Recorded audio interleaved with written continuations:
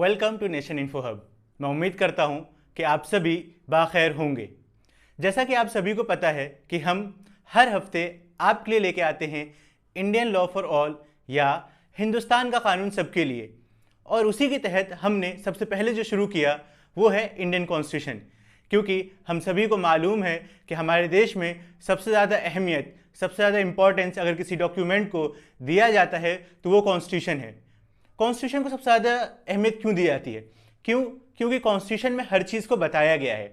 उसमें बताया गया है कि आपके फंडामेंटल राइट्स क्या होंगे, उसमें बताया गया है कि स्टेट किस तरीके से काम करेगा, उसमें यह भी बताया गया है कि अलग अलग फंक्शंस जो है स्टेट के वो कैसे किया जाएगा, या स्टेट के अलग अलग ऑर्गन्स जो है, जैसे कि राज्यसभा के लोग हैं उनके लिए क्या है, राज्यसभा के जो हैं उनके लिए क्या है, या लोकसभा के जो हैं उनके लिए क्या है, या फिर प्रेसिडेंट जो है वो कैसे बनेंगे।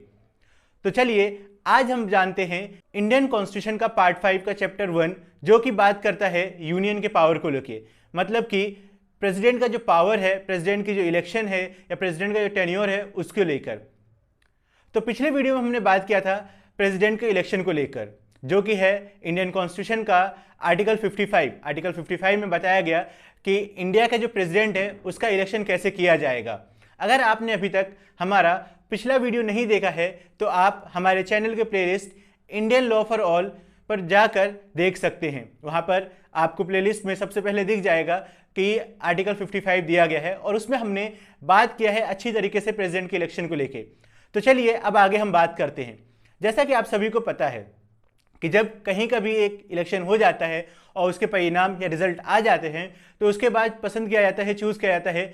अगर किसी राज्य का है तो वहाँ पे काउंसिल ऑफ मिनिस्टर्स में कौन होंगे या सीएम कौन बनेगा, उस सब चीज़ों का डिस्कशन होता है और फिर डिसाइड किया जाता है। वैसे ही जब आर्टिकल 55 के तहत इलेक्शन हो जाता है प्रेसिडेंट का, तो उसके बाद बात आता है कि प्रेसिडेंट का जो टेन्योर है वो कैसे होगा, कि प्रेसिडेंट जो है कितने टाइम तक एक देश का, एक मुल्क का प्रेसिडेंट रहेगा। तो इंडियन कॉन्स्टिट्यूशन का आर्टिकल 56 में साफ साफ बोला गया है कि प्रेसिडेंट का जो टेन्योर होगा वो 5 साल का होगा। अब 5 साल का कब से होगा? जब वो प्रेसिडेंट ऑफिस में अपना कदम रखेगा, जब से ऑफिस में अपनी सीट पर बैठेगा, तब से उसको गिनती की जाएगी। तो आर्टिकल 56 का सबसे बड़ी बात जो बोला गया है कि 5 साल का टेन्योर होगा, अनलेस कि जब या तो प्रेसिडेंट अपना इस्तीफा दे दें वाइस प्रेसिडेंट के जरिए से, वाइस प्रेसिडेंट के पास जाकर वो अपना इस्तीफा लिखित में दे दें कि मैं अब इस ऑफिस में नहीं रहूँगा, मैं रिज़ाइन करता हूँ, मैं अपना इस्तीफा देता हूँ। और वाइस प्रेसिडेंट का ये काम होगा कि वो लोकसभा में सबसे पहले स्पीकर को बताया जाकर कि हाँ प्रेसिडेंट ने अपना रिजिग्नेशन दे दिया है या इस्तीफा दे दिया है। और कैसे से प्रेसिडेंट को हटाया जा सकता है, तो उसके लिए ये है कि इम्पीचमेंट का बात भी किया जाता है। इंडियन कॉन्स्टिट्यूशन का आर्टिकल 61 जो है वो साफ साफ बताता है कि अगर प्रेसिडेंट के खिलाफ कुछ भी है, कुछ ऐसे मसले आ गए, कुछ एलिगेशंस आ गया और इम्पीचमेंट चलाया गया, जिसको हम कहते हैं महाभियोग, वो चलाया गया और वो साबित भी हो गया, तो इस तरीके से भी प्रेसिडेंट को हटाया जा सकता है। लेकिन अभी तक हमने देखा है कि हमारे देश के इतिहास में, 75 साल के इतिहास में अभी तक ऐसा कभी नहीं हुआ है कि किसी प्रेसिडेंट के ऊपर से इम्पीचमेंट चलाया गया हो या इम्पीचमेंट लगा हो, महाभियोग का कोई एलिगेशन लगाया गया हो जिसके तहत उनको किया गया हो और उनके पोस्ट से हटा दिया गया हो। अभी तक हमारे देश के प्रेसिडेंट जो है समय से पहले उनका टेन्योर पूरा कैसे हुआ है, तो या तो उनकी डेथ हो गई है या किसी और वजह से वो हुए, लेकिन महाभियोग या इम्पीचमेंट अभी तक हमारे देश के किसी भी प्रेसिडेंट पे नहीं हुआ है। तो एक सवाल आता है कि प्रेसिडेंट का टेन्योर जो है वो 5 साल का ही क्यों है? तो हम देखते हैं कि कैसे हमारे देश में अलग अलग जो चीज़ हैं, जैसे कि उपराष्ट्रपति हो गए या आप माने जैसे कि सीएम हो गए या पीएम हो गए, तो सबका टेन्योर जो है 5 साल का है। तो उसी की वजह से ये प्रोविज़न दिया गया है कि हमारे कॉन्स्टिट्यूशन में ऊंच नीच नहीं हो, कहीं पे ज़्यादा कहीं पे कम नहीं हो, तो हमने बराबरी का दिया है। हमने 5 साल का टेन्योर ही रखा है प्रेसिडेंट के लिए भी। इसके ऊपर भी कॉन्स्टिट्यूंट असेंबली में बातचीत हुई और इस बात पे पूरे ड्राफ्टिंग कमेटी एक साथ आई और उन्होंने बोला कि प्रेसिडेंट का टेन्योर जो होगा वो 5 साल का होगा, लेकिन ये नहीं है कि वो एक ही बार प्रेसिडेंट बन सकता है। उसके लिए ये भी है कि वो दोबारा इलेक्शन लड़ सकता है और दोबारा भी प्रेसिडेंट अगर चुन लिया गया तो बन सकते हैं, 3 बार भी बन सकते हैं। ऐसा नहीं है कहीं पे भी कि सिर्फ एक ही बार बनेंगे, लेकिन टेन्योर जो होगा वो सिर्फ 5 ईयर्स का होगा। किसी भी देश का जो राष्ट्रपति हो या प्रेसिडेंट हो तो वो अपने देश के लिए सबसे मुख्य होता है, सबसे अहम होता है, क्योंकि उसका रोल जो होता है वो बहुत अहम होता है।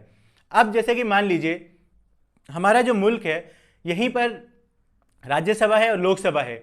यहाँ पर जो हमारे सांसद लोग हैं वो यहाँ पर अपना बिल लेकर आते हैं और उस बिल पे एक लंबा डिस्कशन होता है, और जब वो बिल पर डिस्कशन होने के बाद पास हो जाता है तो वो प्रेसिडेंट के पास भेजा जाता है। अब प्रेसिडेंट के पास ये है कि वो उस बिल को देखें, उसको जांच पड़ताल करें, और उसमें अगर कुछ कमी बेसी नज़र आए तो वो फिर से रिकमेंडेशन के लिए भेजें। रिकमेंडेशन के लिए अगर वापस भेजा गया और वही बिल वापस से प्रेसिडेंट के पास आ गया तो प्रेसिडेंट के पास ऑप्शन नहीं बचता है, प्रेसिडेंट को फिर उस बिल के ऊपर साइन करके उसको एक्ट बनाना पड़ता है।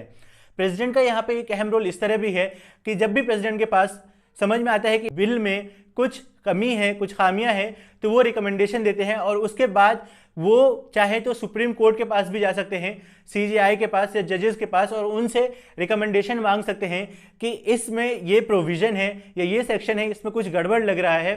तो मैं चाहता हूँ कि आप लोग मुझे इस पर डिस्कशन करके बताएं, मुझे राय दें, ताकि मैं इस पर रिकमेंडेशन भेज सकूँ।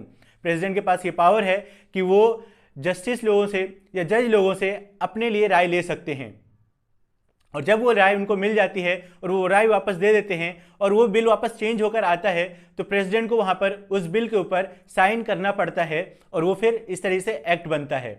जैसे कि हमने देखा 2019 में आया था Jammu and Kashmir Reorganisation Act, पहले बिल था वो, और जब प्रेसिडेंट ने उसके ऊपर साइन कर दिया तो वो एक्ट बन गया, और वही एक्ट जब लागू हुआ तो पूरे जम्मू कश्मीर को 2 हिस्सों में बांट दिया गया। कैसे जम्मू कश्मीर अलग कर दिया गया और लद्दाख अलग कर दिया गया। अगर उस बिल पे प्रेसिडेंट साइन नहीं करते तो वो कभी भी एक्ट नहीं बनता और वो लागू नहीं होता। अभी हाल में ही उसको लेकर सुप्रीम कोर्ट ने अपना जजमेंट पास किया और बोला कि जम्मू एंड कश्मीर का फुल स्टेटहुड जो है वापस से होना चाहिए, और साथ ही साथ एक कटाक्ष भी किया और बोला कि जम्मू एंड कश्मीर में सितंबर 2024 तक हर हालत में इलेक्शन हो जाना चाहिए, क्योंकि 2019 से लेकर अभी तक यूनियन टेरिटरी बनाने के बाद कोई भी इलेक्शन वहाँ पे नहीं हुआ है और वहाँ पे सिर्फ और सिर्फ प्रेसिडेंट का रूल चल रहा है। तो हमने आज आर्टिकल 56 के तहत ये जाना कि प्रेसिडेंट का टेन्योर जो है वो 5 ईयर का है, वो इस्तीफा देंगे तो किसको देंगे, और उनके ऊपर महाभियोग या इम्पीचमेंट का प्रोसेस जो है वो कैसे चलाया जाएगा। तो इम्पीचमेंट के लिए हम देखेंगे आर्टिकल 61 में, वो इसी सीरीज के तहत आगे कंटिन्यू हम करेंगे, और जब वो आर्टिकल 61 आएगा तो हम उसमें बताएंगे कि इम्पीचमेंट क्या है और कैसे किया जाता है। साथ ही साथ ये भी हमने जाना कि कैसे प्रेसिडेंट के पास एक पावर है कि वो रूल करता है और वो एक देश का मुखिया होता है, हेड होता है, फर्स्ट पर्सन होता है। उसके बाद हमने ये देखा कि आर्टिकल 56 में बताया गया है कि जब भी प्रेसिडेंट का रेजिग्नेशन होगा तो वो वाइस प्रेसिडेंट को दिया जाएगा, और वाइस प्रेसिडेंट का काम होगा कि वो राज्यसभा में और लोकसभा में उस चीज़ के बारे में बताए कि प्रेसिडेंट ने अपना लिखित में इस्तीफा दिया है और उसको मंजूर किया जाता है तो फिर वो इस्तीफा कबूल हो जाता है। तो ये था इंडियन कॉन्स्टिट्यूशन का आर्टिकल 56। मैं उम्मीद करता हूँ कि आपको आर्टिकल 56 अच्छी तरीके से समझ में आ गया, क्योंकि इंडियन कॉन्स्टिट्यूशन जो है वो बहुत आसान अल्फाज में बताया गया है और उसको एक आम इंसान के लिए, हम जैसे आम इंसान के लिए समझने के लिए आसान बनाया गया है। और इसी तरीके से मैं चाहता हूं कि मैं आसान अल्फाज में आपके पास लेके आऊं ताकि आपको भी अच्छी तरीके से समझ में आए और आप इससे फ़ायदा उठा सकें। अगर आपको ये वीडियो इन्फॉर्मेटिव लगा तो please like, subscribe and share. आप जितना ज़्यादा लाइक करते हैं उतनी ज़्यादा लोगों तक हमारी रीच बढ़ती है और उतने ज़्यादा लोगों को पता चलता है कि कैसे इंडियन कॉन्स्टिट्यूशन में आर्टिकल्स जो है अलग अलग चीज़ों के बारे में बात करता है, उनके राइट्स के बारे में बात करता है, और कुछ हनन हो जाए तो उससे कैसे प्रोटेक्ट किया जाए, इन सब चीज़ों के लेके बात करता है। तो मैं उम्मीद करता हूँ कि आप इसको ज़्यादा से ज़्यादा लोगों तक शेयर करेंगे और ज़्यादा से ज़्यादा लाइक करेंगे। और आपके पास हमारे लिए कोई सजेशन है तो नीचे कमेंट सेक्शन में भी लिखकर आप बता सकते हैं। Thank you for watching nation Info hub.